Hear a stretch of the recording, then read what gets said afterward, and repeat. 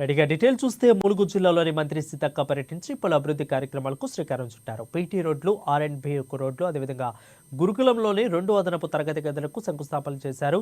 ఇక పోచాపూర్ గ్రామంలో అధికారులతో కలిసి నిర్వహించిన ప్రజా దర్బారుకు వచ్చిన గ్రామస్తులతో మంత్రి సీతక్క కాసేపు ముచ్చటించారు.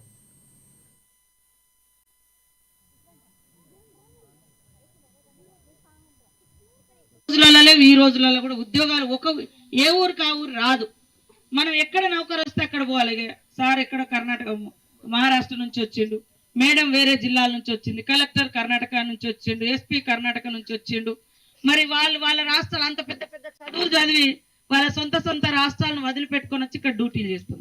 మనం కూడా మన ఊరు వదిలిపెట్టి హైదరాబాద్, వరంగల్, ములుగా అట్లాంటి కాడ అవకాశాలు వచ్చినప్పుడు పిల్లలు వచ్చి జాబులు చేసుకోవాలి. లేదా వ్యవసాయం అయితే వ్యవసాయవేత్తలు కాండి, వ్యవసాయమే చేయండి, మంచిగా కొత్తదనంగా పంట పండించండి, తక్కువ కాలంలో తక్కువ భూమిలో ఎక్కువ పంట పండేటట్టుగా చేసుకోండి. వ్యవసాయం చేసుకుంటే తప్పేం కాదు. యువత కూడా మనకు చదువు లేనప్పుడు, ఒకవేళ ఉద్యోగం రానప్పుడు పంటనే పెద్ద పెట్టుబడి. మీరే దేశానికి అన్నం పెట్టే వాళ్ళు అవుతారు. కాబట్టి ఖచ్చితంగా మీరు ఉన్నటువంటి అధికారులు కూడా ఐటీడీఏ నుంచి ఈ రోడ్లు శాంక్షన్ చేయడం జరిగింది. ముఖ్యంగా కొడిశల నుంచి పోచాపురం 5 కిలోమీటర్లకు 4,10,00,000 రూపాయలు ఇవ్వడం జరిగింది.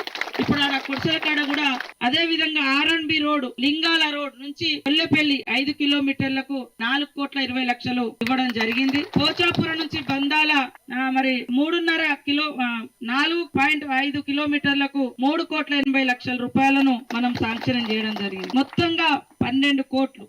ఇంకా 6 అయినా 7 అయినా ఎంతైనా అక్కడ దాకా కూడా నేను మా పంచాయతీ రాజ్ నుంచి నేను ఆ శాఖకు మంత్రిగా ఉన్నా కాబట్టి తొందరలోనే అవి కూడా ఇచ్చి వాళ్ళని కూడా నిరుత్సాహపరచం. అది శాంక్షన్ అయింది కానీ టెక్నికల్ గా ఆర్ఎన్బి లో శాంక్షన్ అయింది. కొంచెం మళ్ళా ఢిల్లీకి పోయి రావాలంటే చాలా టైం పడుతుంది. కాబట్టి ఏది ఈ శాఖ నుంచి ఆర్ఎన్బి అయితే ఆర్ఎన్బి, పిఆర్ అయితే పిఆర్, ఖచ్చితంగా అల్లిగూడెం, నర్సాపురం వాళ్ళ కళ కూడా నెరవేరుస్తామని ఈ సందర్భంగా తెలియజేస్తా ఉన్నాను.